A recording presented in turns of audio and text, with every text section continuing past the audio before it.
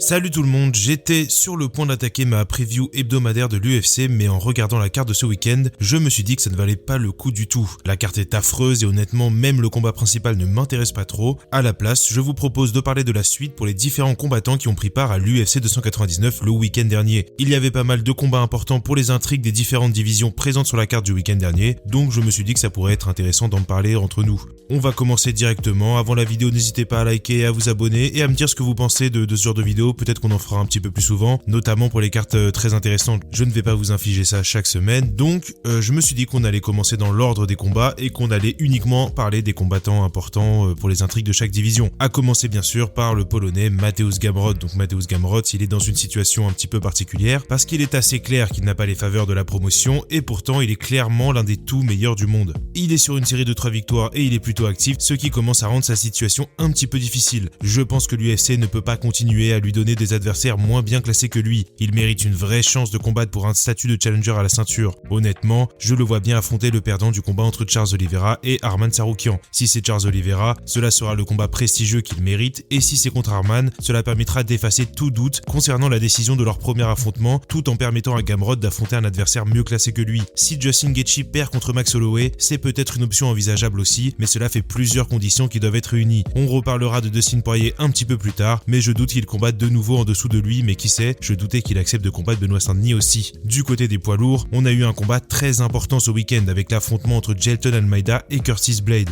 Jailton a vraiment raté l'occasion de griller la politesse à tout le monde parce qu'en cas de victoire ce week-end, je pense qu'il aurait été directement affronté Thomas Spinal. Je pense que cet honneur reviendra à Curtis Blade désormais. J'en ai déjà un petit peu parlé dans la review, mais il me semble qu'il y a une solution logique pour résoudre le nœud que représentent les poids lourds de l'UFC. Thomas Spinal va sûrement défendre sa ceinture intérimaire. On se doute qu'il n'obtiendra ni le combat contre John Jones, ni celui contre Stipe Miocic. Il ne lui reste alors pas un choix infini d'adversaires. Curtis Blade et lui ont un passif, leur premier affrontement n'a pas été résolu proprement, et il semble que le timing soit parfait pour que ça se fasse. Cela fait 2 étés consécutifs que l'UFC fait un détour par l'Angleterre, et si c'est le programme cette année aussi, je peux tout à fait voir ce combat se dérouler sur le sol anglais. Une carte avec Leon Edwards et Thomas Spinal pourrait vraiment marquer l'histoire du MMA européen. Ça laisse un combat contre Sergey Pavlovich à Cyril Gane, et je crois que c'est un affrontement qui est également logique. Pour Jailton en revanche, c'est un vrai coup d'arrêt. Sa série de victoires est brisée et il va falloir cravacher un petit peu. Il y a plusieurs options possibles pour lui. Un combat contre Alexander Volkov pourrait voir le jour. Peut-être également que le vainqueur du combat principal de ce week-end entre Tai Tuivasa et Marcin Tybura pourrait être le prochain sur la liste, surtout que leur calendrier risque de s'aligner. Aussi, Sergey Spivak n'a pas combattu depuis l'UFC Paris et il ferait un bon adversaire pour Jailton. Bref, Almeida est ancré dans le top 10, mais juste en dehors du top 5, et il y a une foule de combattants qui gravitent autour de lui. Il pourrait affronter pas mal de combattants différents honnêtement, donc c'est assez dur à deviner. Je doute qu'il soit de retour pour l'UFC 301 au Brésil, il vient de se faire finir et il va sûrement avoir besoin d'un petit peu plus de temps que ça, mais je pense qu'on le reverra vers la fin de l'été, il peut tout à fait rebondir, le temps est encore long.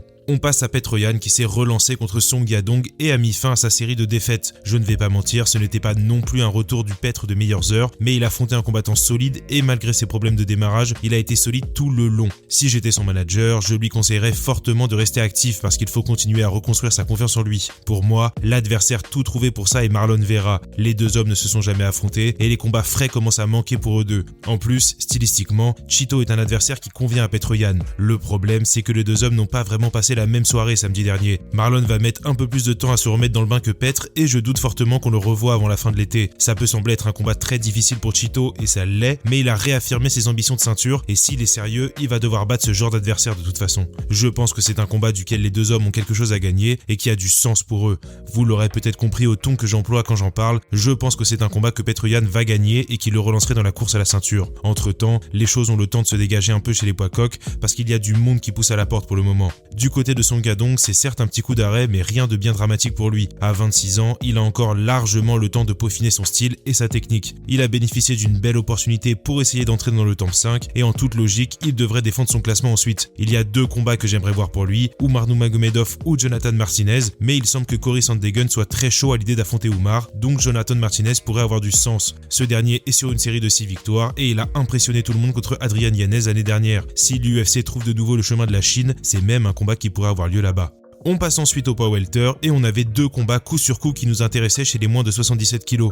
On va commencer par Gilbert Burns. Le Brésilien a connu une défaite crève-cœur le week-end dernier et je doute qu'il ait le temps de reprendre la route vers le titre. Il a 38 ans en juillet et selon moi, l'UFC va se servir de son nom pour faire grimper des jeunes combattants. Finalement, c'est déjà ce que la promotion a fait pour l'UFC 299 et je pense que ça va continuer. Selon moi, l'adversaire logique pour Burns, c'est Sean Brady. Ce serait un superbe combat entre 2 très bons grappleurs et surtout, l'occasion pour Sean d'enfin obtenir une grosse victoire de référence qui marque les esprits. Je doute que Gilbert ait vraiment besoin d'être convaincu d'accepter ce risque. Le Brésilien est toujours prêt à combattre et il sort d'une période de blessure, donc il a probablement envie d'enchaîner. Il va falloir prendre une petite pause puisque la séquence finale de son combat contre JDM a été brutale, mais il n'a pas semblé plus entamé que ça au lendemain de l'UFC 299, donc pourquoi pas. De son côté, Jack Della Maddalena a réalisé le bon coup du week-end dernier. Avec cette victoire, il devrait faire un sacré bond au classement. J'enregistre cette vidéo le lundi, donc je n'ai pas encore l'info, mais au montage, j'affiche le nouveau classement de Jack. En tout cas, il s'est sérieusement rapproché d'un combat de titre, il a demandé un combat contre Shavkat et pour le coup, je crois qu'il a assez bien analysé la dynamique actuelle de la division. Belal devrait enfin obtenir une chance à la ceinture contre Leon Edwards et affronter Shavkat pourrait être une façon pour Jack de s'assurer d'être le prochain sur la liste. Bon,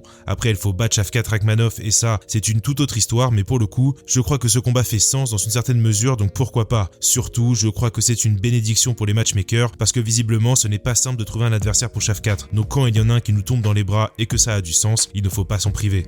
L'autre combat qui concerne les poids welter, c'était bien sûr MVP contre Kevin Holland. Pour Kevin Holland, on imagine qu'il va combattre de nouveau très bientôt. Il y a toute une foule de combattants qu'il pourrait affronter, que ce soit des mecs qui montent comme Michael Morales ou des combattants un petit peu plus confirmés comme Kevin Gastelum. Il y a pas mal de possibilités pour lui. Le combat que j'aimerais bien voir et que je n'arrive pas à croire que l'on n'ait pas déjà vu, c'est Kevin Holland contre Neil Magny. Je crois que c'est un combat qui a le potentiel d'être très marrant et surtout c'est 2 combattants que j'aime bien même s'ils ont tous les 2 le don de me taper sur les nerfs par moment. Je peux voir ce combat être en ouverture d'une carte principale d'un pay-per-view ou quelque chose comme ça. Honnêtement, pour Holland, on peut presque lui choisir un adversaire au pif à ce moment-là de sa carrière. Pour MVP, en revanche, son prochain adversaire va dépendre de la stratégie qu'a l'UFC pour lui. Est-ce que la promotion voit une future star ou un futur champion en lui, ou est-ce qu'on ne lui fera aucune fleur au niveau du matchmaking? Parce que si l'UFC veut qu'il progresse dans le classement en prenant le moins de risques possible, la suite logique pour lui, c'est probablement Stephen Thompson. Ça ferait un bel affrontement de style, il y a beaucoup de similitudes entre les 2 hommes et honnêtement, je serais assez curieux de voir ça, même si je pense qu'il y a un vrai risque que le combat soit très fermé. Il y a d'autres affrontements un peu plus difficiles pour lui bien sûr, je pense par exemple qu'affronter Colby serait une fausse bonne idée, de même il voudra probablement éviter les gros grappleurs comme Sean Brady ou Gilbert Burns. Bref, on saura beaucoup sur comment l'UFC le considère une fois que son prochain combat sera annoncé. Honnêtement, un affrontement contre Wonderboy semble être une très bonne idée de mon point de vue, il peut même avoir lieu en Angleterre. Du côté des poids légers, on va enfin s'intéresser à notre français Benoît Saint-Denis. Déjà pour commencer, on va prendre une petite pause côté BSD. Je l'espère en tout cas, il vient de prendre un gros KO, il a tenu un gros rythme jusque là, bref, il est temps pour lui de calmer la bécane, de se remettre à 100% et de respirer un petit peu. Si l'UFC revient en France en septembre, ce qui semble improbable vu les infos qu'on a eues, je pense qu'une pause de 6 mois est bonne niveau timing pour revenir. Qui sait qui il pourrait affronter? Pas mal de choses peuvent se passer jusque là, mais évidemment, si je reste dans le domaine du faisable, le combat numéro 1 sur ma liste c'est Dan Hooker. Après, en fonction de ce que l'UFC veut pour lui, il y a une foule d'adversaires qui pourraient avoir du sens. Renato Moicano, Jalin Turner, Bobby Green, etc., etc. Bref, tous les combattants qui naviguent entre la 10e et 15e place du classement pourraient avoir du sens. Mais j'insiste pour le moment, sa priorité devrait être une pause parce qu'il ne faut pas prendre le risque de revenir trop vite. Du côté de Dustin, en revanche, on est plutôt en bonne posture. L'UFC va tenir un événement en Arabie Saoudite en juin et il est plus que probable que cette carte soit l'occasion du retour d'Islam Makhachev. La logique voudrait qu'il affronte le vainqueur du combat entre Charles Oliveira et Arman Tsarukyan, mais la question du timing peut se poser. Si c'est trop court pour les combattants de l'UFC 300, est-ce que ce ne serait pas l'occasion parfaite pour Dustin d'obtenir une dernière chance de titre? Il faudrait que les étoiles s'alignent un petit peu, mais honnêtement, la catégorie des poids légers est toujours aussi difficile à lire. Pas simple de savoir ce que va faire Dustin Poirier. C'est une grosse star et il pourrait toujours obtenir des gros combats, mais prendra-t-il une nouvelle fois le risque d'affronter une étoile montante? Je ne sais pas, en tout cas il est dans une bonne position actuellement, il a combattu moins de 2 rounds, il a mis un gros KO et il est de nouveau sur une bonne dynamique. Je pense qu'il atteindra la fin de l'UFC 300 avant de prendre des décisions, mais honnêtement, je ne serais pas très surpris de le voir affronter Islam Makhachev. Enfin, et pour finir, on va parler de Sean O'Malley vu qu'on a déjà parlé de Marlon Vera. Même si Sean a évoqué Ilia Topuria après son combat de ce week-end, je ne veux rien voir de tout ça. Je veux qu'il défende sa ceinture contre le challenger légitime, le seul et unique challenger légitime, le géorgien Merab Dvalishvili. Je sais que certains ont l'impression qu'O'Malley évite un petit peu Merab, mais selon moi, il cherche simplement le plus gros combat possible, ce qui est compréhensible vu qu'après tout, c'est un business et que quitte à se battre et à prendre des coups, autant récolter la plus grosse somme pour le faire. Tout ça pour dire que je comprends pourquoi il a poussé pour combattre Chito et pourquoi il a évoqué Topuria, mais selon moi, ce sera Merab et personne d'autre. Évidemment, on n'a aucune idée pour la date, mais l'UFC 303 a lieu à la T-Mobile Arena en juin, et j'imagine que ce pourrait être une bonne date pour un retour pour les deux hommes. Sean O'Malley va probablement continuer d'être en combat principal de ces soirées, donc on se doute que Merab va devoir s'aligner sur son calendrier à lui. Quoi qu'il en soit, je pense que ce combat a du sens et je pense qu'il va avoir lieu prochainement. Voilà ce que je pense des prochains combats pour les combattants de l'UFC 299. N'hésitez pas à me donner votre avis en commentaire avec le matchmaking et surtout essayez de rester crédible au niveau des calendriers et des affrontements. Nous on se reparle bientôt en tout cas. Prenez soin de vous, j'espère que tout le monde passe une bonne semaine. Ce week-end, ne veillez pas pour regarder cette carte, je vous en supplie, dormez, profitez de reprendre un rythme correct. On a 2-3 semaines où les cartes ne sont pas très bien fournies, donc profitez-en pour dormir. Et en tout cas moi, je vais faire ça et on se reparle bientôt. Salut les gars.